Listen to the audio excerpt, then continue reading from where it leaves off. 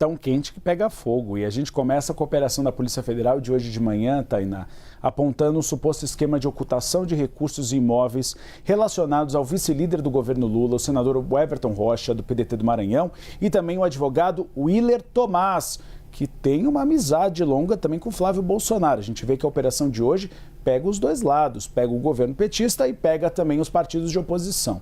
A decisão que autorizou a operação da Polícia Federal desta terça-feira destaca um esquema desde 2023 para ocultar ou dissimular a origem de titularidade de direitos e valores provenientes de infrações penais antecedentes, ou seja, era um esquema para ocultar e lavar dinheiro de irregularidades passadas. A Polícia Federal não deixa claro, e o Eli Jonas Maia vai nos explicar se essas irregularidades são do esquema do INSS, sobre o qual o Everton Rocha já tinha sido implicado.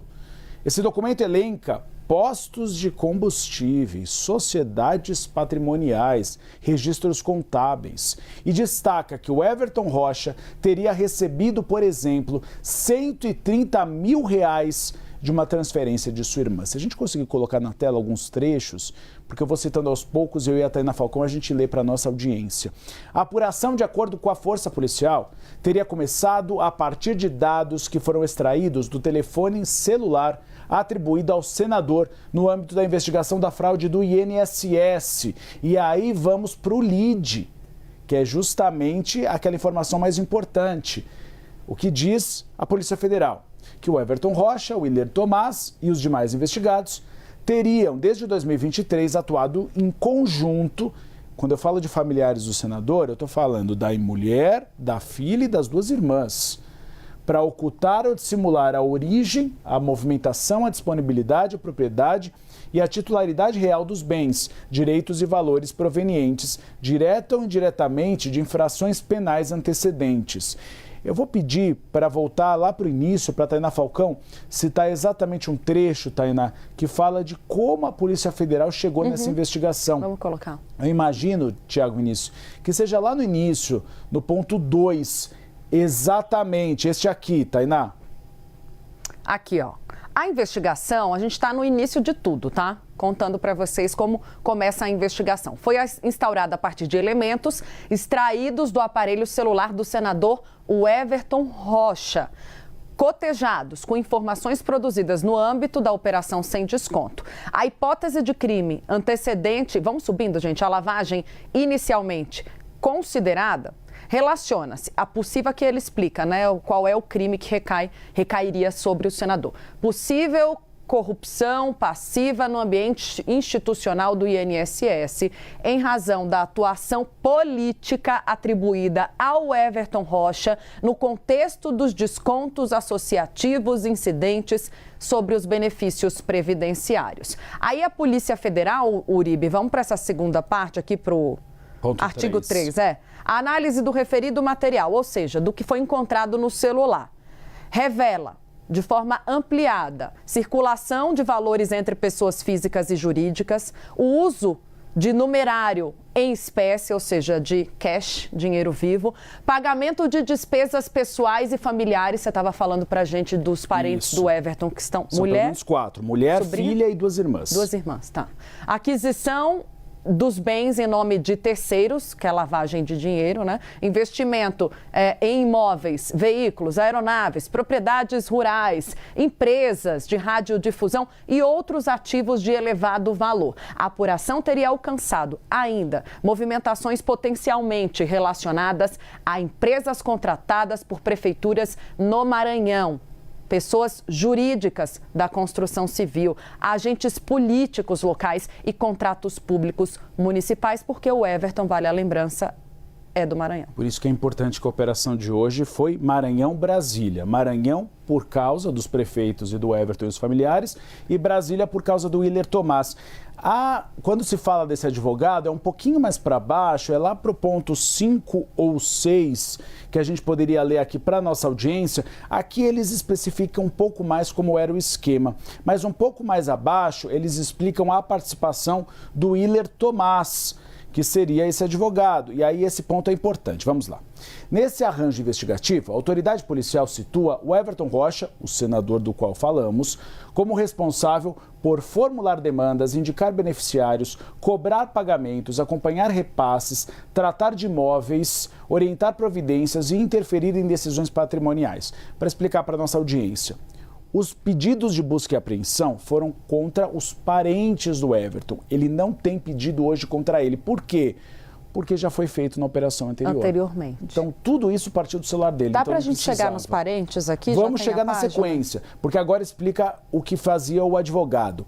O Willer Tomás, o chefe, segundo a Polícia Federal, é o Everton. Ele que movimentava e dava ordens.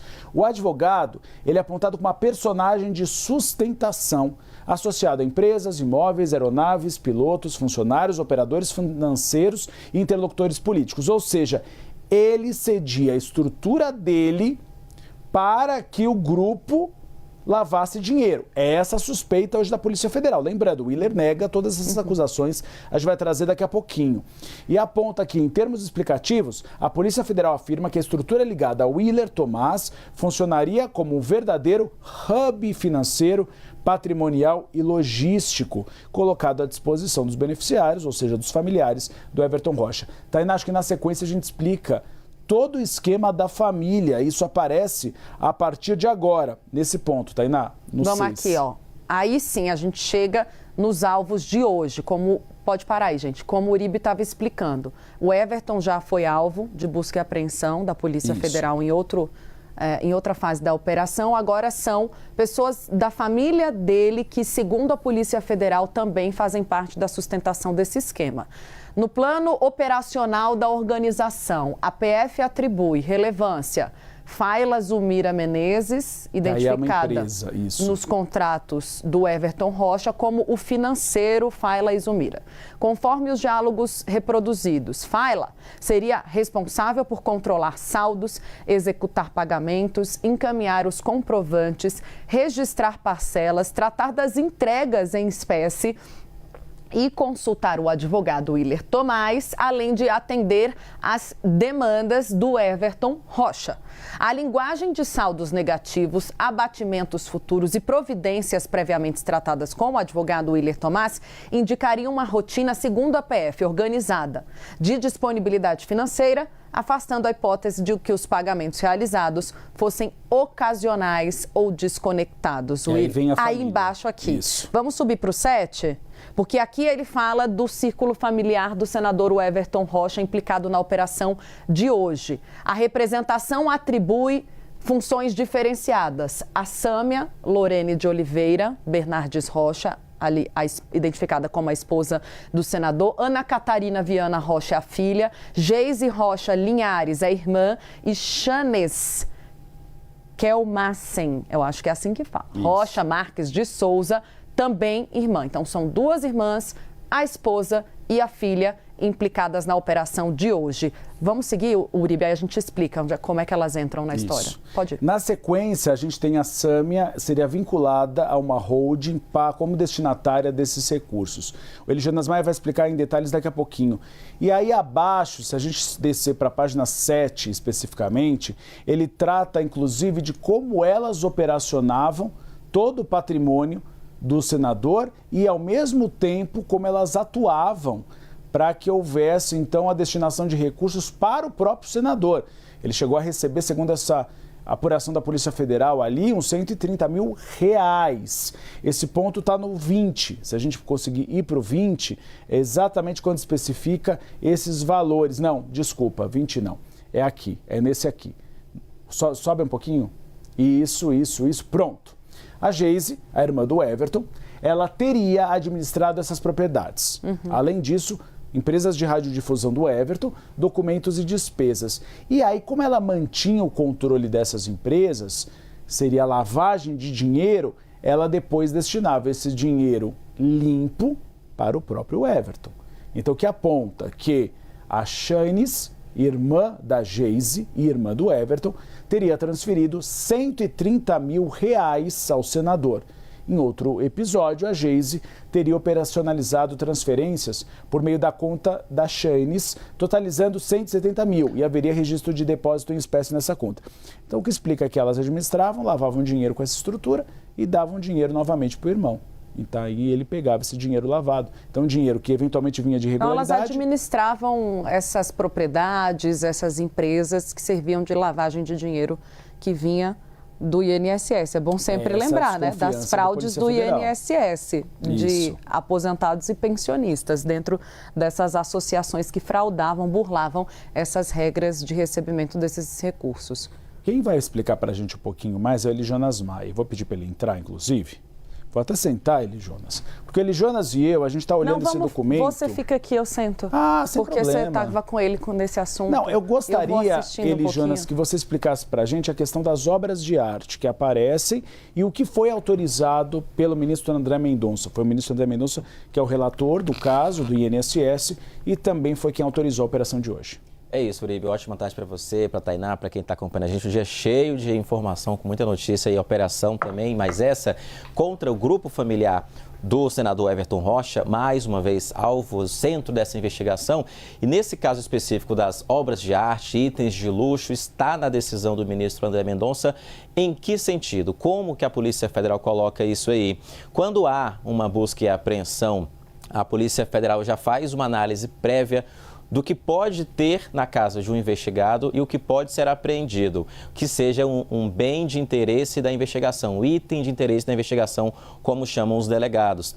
E aí essas obras de arte são listadas justamente porque o Supremo Tribunal Federal autoriza e diz o seguinte: para apreender o que tiver aí na casa de um investigado, tem que ter, no mínimo, um indício que faça parte com a investigação que está sendo colocada na rua. A polícia não pode entrar na casa de uma pessoa alvo de investigação, por mais que tenha um mandado de busca, e apreender tudo o que ela quiser apreender.